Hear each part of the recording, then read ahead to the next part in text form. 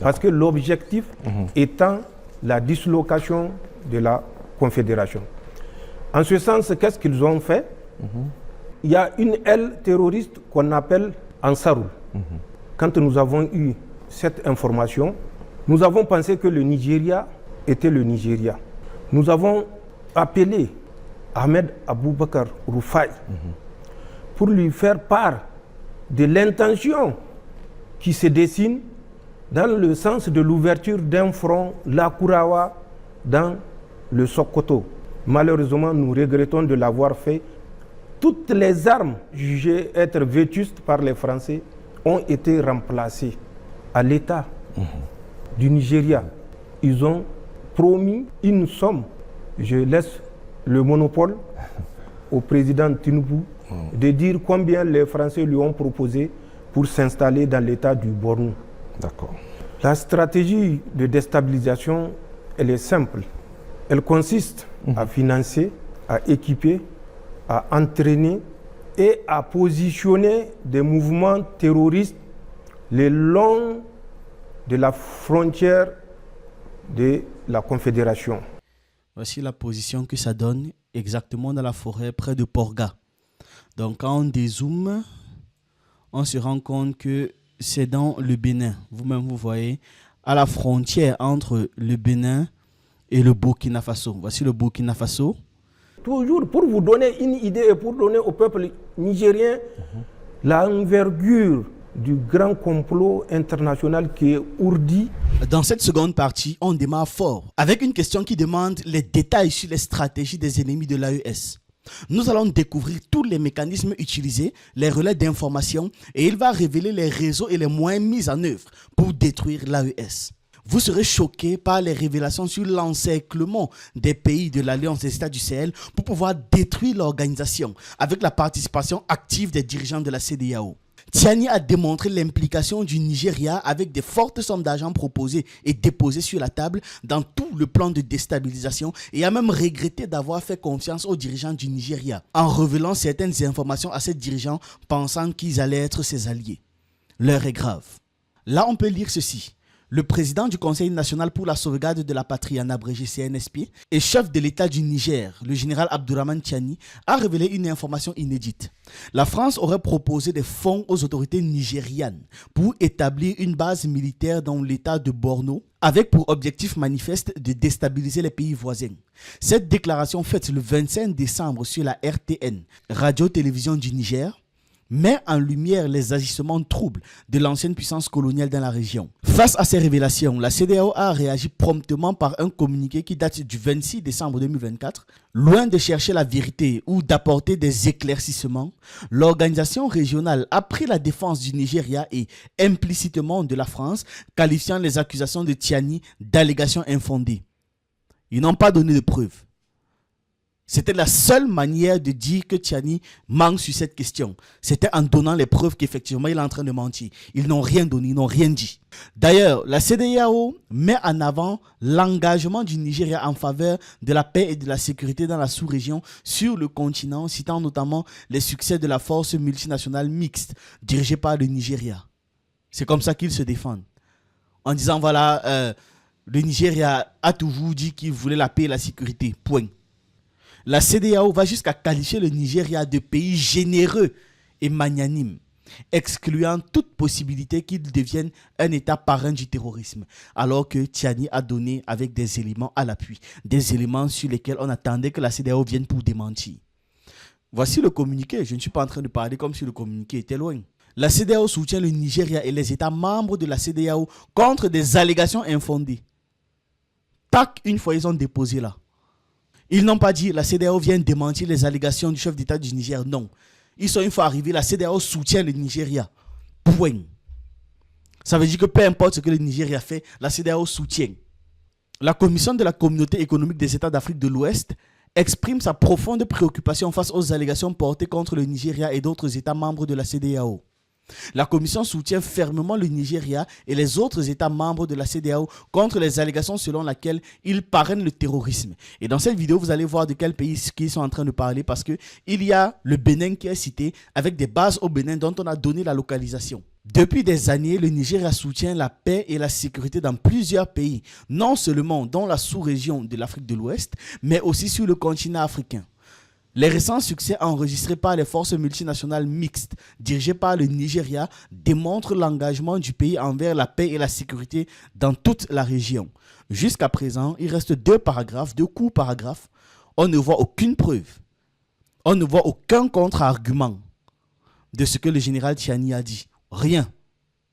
Peut-être que dans les deux derniers paragraphes, il y en aura. Lisons, on verra. La CEDEAO refute donc toute suggestion selon laquelle un pays aussi généreux et magnanime devrait être un État parrain du terrorisme. Ok. On n'a pas vu sur ce paragraphe. Espérons peut-être sur le dernier. La CEDEAO appelle tous les États de la région à promouvoir le dialogue et la stabilité et à s'abstenir de faire des accusations qui ne sont pas soutenues par des preuves. Preuves que, j'insiste, il a donné en vidéo et qu'on va voir ensemble. Donc même le dernier paragraphe ne vient en rien démentir ce qu'il a dit, ne vient en rien contre-argumenter, rien du tout. Écoutons maintenant le général Tchiani parler et vous allez avoir votre propre avis concernant ce communiqué de la CEDEAO. Mais qu'en est-il dans les détails de cette stratégie de déstabilisation pour que les Nigériens et le monde entier comprennent de quoi il s'agit? La stratégie de déstabilisation, elle est simple.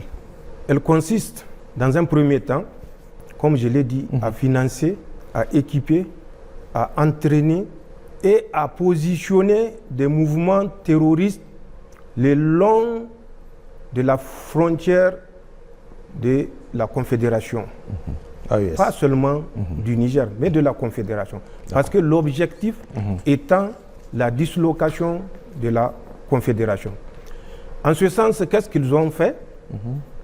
Les Français, avec bien sûr l'accompagnement de l'Union européenne, qui reste, malgré l'évidence, accrochée à la politique meurtrière et folle des autorités françaises, les Français ont positionné déjà le 25, je dis bien le 25, la nuit du 25 au 26 octobre 2023, du matériel dans le bassin du lac Tchad.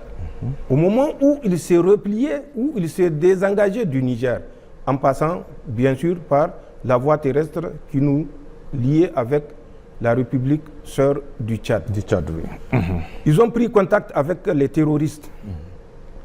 Ils leur ont proposé le financement, l'entraînement, l'équipement, à condition que ces mouvements acceptent d'aller en guerre contre la République du Niger, à condition que ces mouvements acceptent aux troupes françaises d'occuper le bassin du lac Tchad, certaines îles que nous connaissons, mais que nous tairons le nom pour des raisons évidentes. Ils ont fait cette proposition aux deux ailes de l'ancien Boko Haram. La stratégie utilisée par la France, ce n'est pas le premier contact. Ils ont continué et ont gardé la permanence des contacts avec ces mouvements terroristes. Ils sont partis pour créer le mouvement Lakurawa. Nous avons eu, à travers des opérations spéciales conduites, à interpeller des chefs terroristes qui nous ont déclaré tout ce que je viens de vous dire et que je vais vous dire.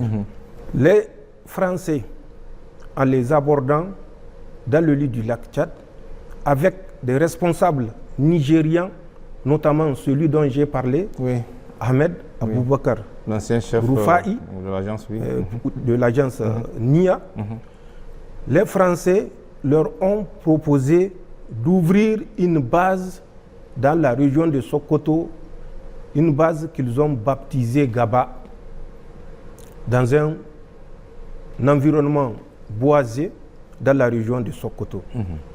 C'est en mars 2024, mars de cette année. Oui, tout à fait, 2024. Ils leur ont proposé, une fois cette base ouverte, c'est de faire la jonction entre l'État islamique au Grand Sahara qui opère au Mali, la jonction avec les éléments terroristes de ISWAP qui sont dans le bassin du lac Tchad. Je dis bien ISWAP, pas Boko Haram, Bakura. Ensuite, il y a une aile terroriste qu'on appelle Ansarul. Quand nous avons eu cette information, nous avons pensé que le Nigeria était le Nigeria. Nous avons appelé Ahmed Aboubakar Rufai pour lui faire part de l'intention qui se dessine dans le sens de l'ouverture d'un front Lakurawa dans le Sokoto. Nous l'avons fait parce que nous avions pensé que le Nigeria était sincèrement engagé dans la lutte antiterroriste. Nous avons permis aux agents nigériens de prendre contact avec les terroristes que nous avons arrêtés, les chefs terroristes des émirs. Ce n'est pas un, ce n'est pas deux, ce n'est pas trois, qui nous ont tous rapporté la même chose. Nous l'avons appelé, son équipe est venue, la DG2SE a mis à leur disposition les moyens roulants, les a pris en charge pendant près d'une semaine pour qu'ils mènent les investigations et découvrent. Malheureusement, nous regrettons de l'avoir fait puisque nous avons compris que ce débriefing a conduit certains émirs à se braquer parce que le message qui leur a été passé était un message de fourberie, de duplicité. La France ne s'est pas arrêtée à ça. La France a continué ensuite dans les bassins du lac Tchad. Qu'est-ce qu'ils ont fait? Après la rencontre du 25 au 26 octobre, ils sont revenus dans la nuit du 10 au 11 janvier pour débarquer un lot important de matériel, armement et autres au profit des terroristes El Bakura. Le 29 janvier, plus tard, ils reviendront sur une île qu'on appelle Bourtungur, Bourtungur qui est à 10 km à l'est de Bosso, où les terroristes étaient réunis pour la circonstance. Toutes les armes jugées être vétustes par les Français ont été remplacées, notamment à travers la fourniture des mines. Tenez-vous bien, même des mines antipersonnelles, alors que l'usage est officiellement interdit. Et que la France est signataire de cette interdiction. Ils les ont dotés de ces armes-là. Ils les ont dotés des armes anti-chars, donc des mines. Ça s'est passé le 29 janvier 2024. Plus tard, ils sont revenus et ça ne fait que monter en surenchère. En novembre, octobre d'abord, le 16 de cette année, ils sont revenus avec d'importantes sommes d'argent. Nous l'avons annoncé dans un éditorial.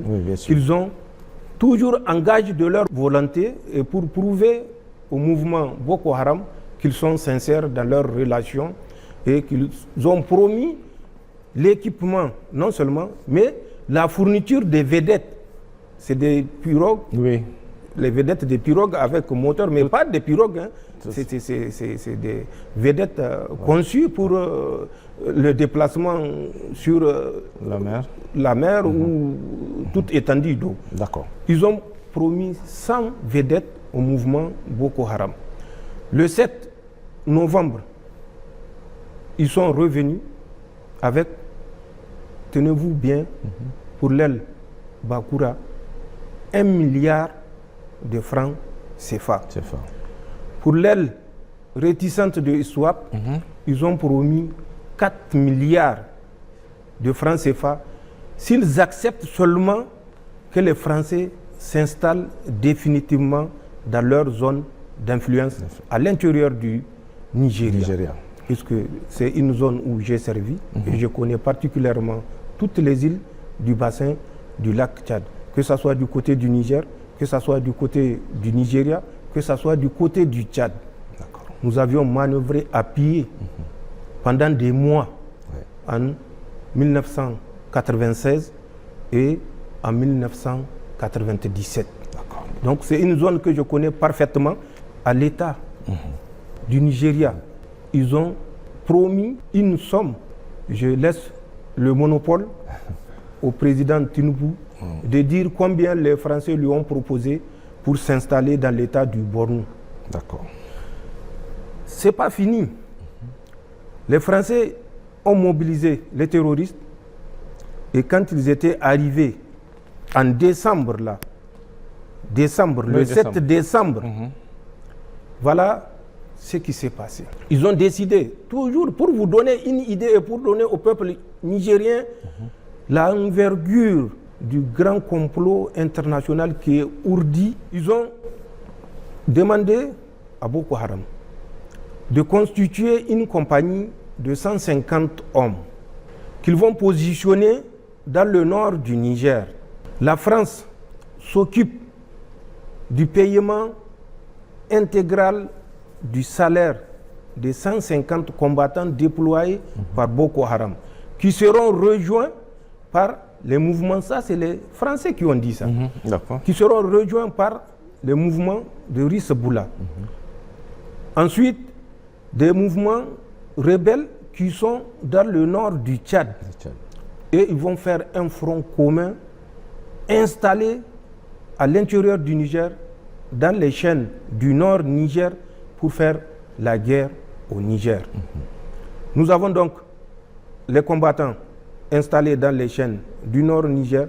Nous avons les combattants installés dans le bassin du lac Tchad par la France. Nous avons les combattants Lakurawa. Nous savons comment ils ont été mis en place, et je vous l'ai dit, installés dans la zone. Vous prenez de Sokoto jusqu'au Kébi, Gaba, Koyambana, Paouni, Sarma, Baraya, Tangaza, Haske 1, Haske 2.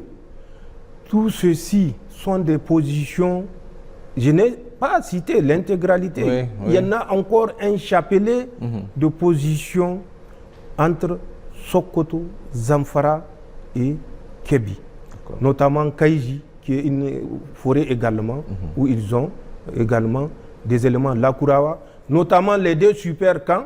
Je crois que, puisque nous avons dénoncé, le chantier a été arrêté, où les Français avaient l'intention à Gidankata et puis Gigani de construire deux super camps où ils vont stocker du matériel que les terroristes qui sont dans la forêt de Sarma seront chargés particulièrement de récupérer et acheminer une partie dans le nord Mali.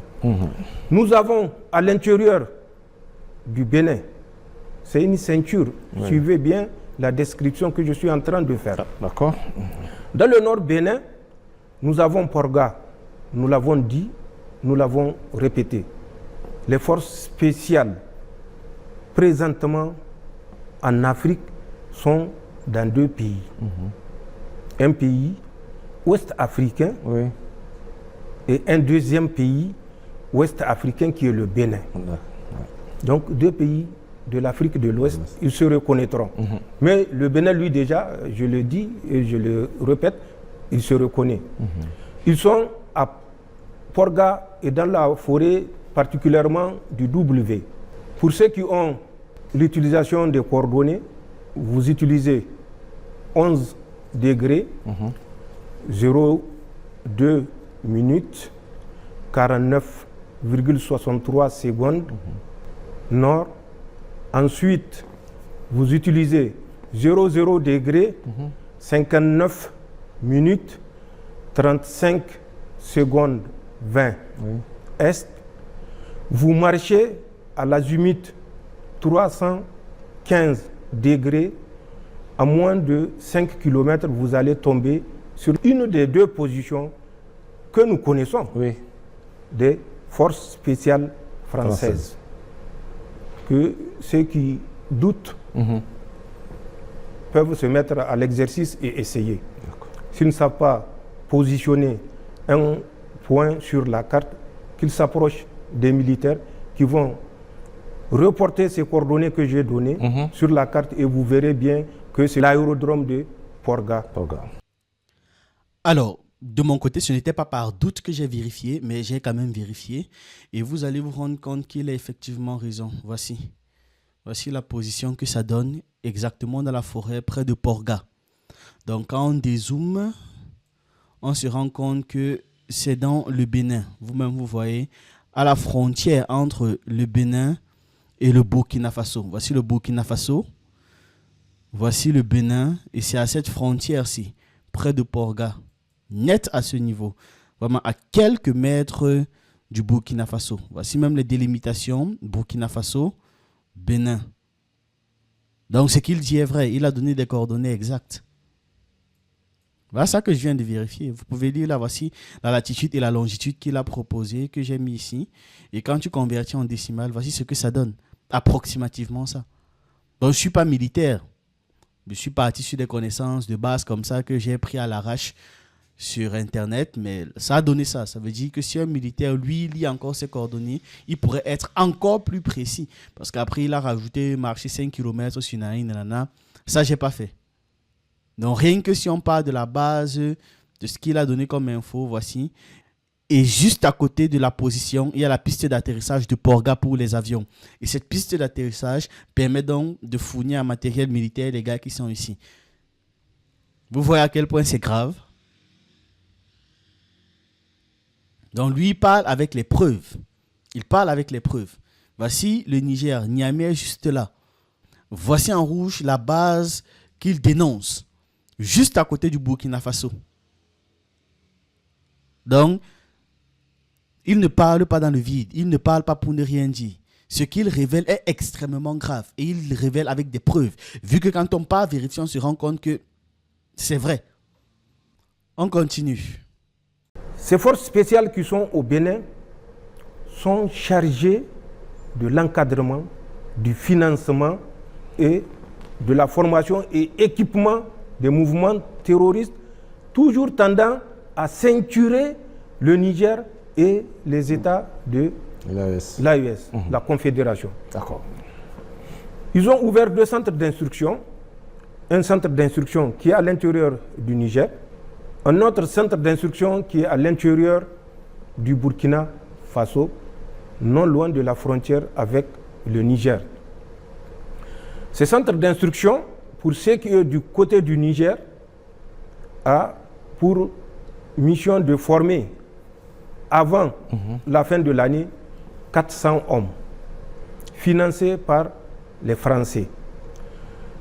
Le financement est déjà acquis, et c'est la France qui paye, et c'est le CFA qui paye. Ce n'est plus le CFA, c'est le CFRA, Communauté financière française, puisque ça n'a rien d'Afrique. C'est la France qui paye, et la France, ça ne lui coûte rien du tout. Bien sûr. De dépenser des CFA. Le fameux camp que les Français auraient remis généreusement, sans tambour ni trompette, aux Ivoiriens. Aux Ivoiriens, oui. Une centaine d'agents subversifs ont été formés dans ce camp, mais pour camoufler le recrutement de cette centaine d'agents subversifs, ils ont été associés à des forces spéciales ivoiriennes. Ils ont été associés à la garde républicaine ivoirienne. Ils ont été associés à la sécurité du président de la République de Côte d'Ivoire. Ils ont été associés au bataillon du commandement et de soutien ivoirien. Ce sont ces 4 formations ivoiriennes, plus la 5e formation de la Confédération, comprenez bien ce que je veux dire, qui ont pris part à cette formation au 43e BIMA du 2 octobre au 15 novembre, soit 6 semaines de formation. Pour qu'ils comprennent que ce que nous disons n'est pas juste de la fabulation, le contenu de la formation était essentiellement sur l'utilisation de 3 types d'armes, notamment le FAMAS qui est français, un type d'arme que nous n'utilisons plus, mais qu'ils ont modifié qu'on appelle arme automatique modèle 52, à laquelle ils ont adapté une lunette de tir. Ensuite, bien sûr, le AK-47 pour faire bien pour la force destinée à la Confédération. C'est ça. Puisque si elle opère sur notre territoire avec des FAMAS, ça peut éveiller des soupçons. Donc, il y a l'arme AK-47 qui a été utilisée dans le cadre de cette formation. C'était une formation intense sur le service de l'arme, sur des séances de tir dans toutes les conditions, sur le combat en milieu urbain, suivez bien ce que j'ai dit, le combat en milieu urbain, sur la reconnaissance des résidences des VIP, sur la prise d'otages, enlèvement. Je dis bien prise d'otages, enlèvement. Des forces ont été formées et entraînées pendant 6 semaines à ce métier par les forces spéciales françaises. Les instructeurs étaient 11. 6 étaient venus de la métropole et 5 étaient des instructeurs du 43e BIMA. Sur les 5 instructeurs du 43e BIMA, il y avait des Ivoiriens d'origine, mais qui ont la nationalité française, qui sont des instructeurs au nom de la France, puisqu'ils sont des Français. Tout à fait. On doit comprendre que quand on forme des gens pour le combat en milieu urbain, la reconnaissance de domicile de personnes importantes, ou encore le kidnapping et l'enlèvement, le message il est très clair. On veut frapper au cœur du pays. C'est pour ça qu'il demande aux journalistes de bien écouter. Il ne s'agit pas simplement de terreau, mais de guerre qui se prépare. Et ils veulent mener cette guerre en pleine capitale, d'où la formation axée en environnement urbain. C'est horrible. Ils ignorent complètement le nombre de morts que ça va faire. Pas ignorer dans le sens de ne pas savoir, mais ignorer dans le sens de ne pas gérer, de ne pas prendre en compte. Quand on est une arrière-cour du terrorisme, on en subit forcément les conséquences. Ibrahim Traoré l'a dit, gare aux pays qui font cela. C'est la boucle de l'encerclement, non seulement du Niger, mais de la Confédération.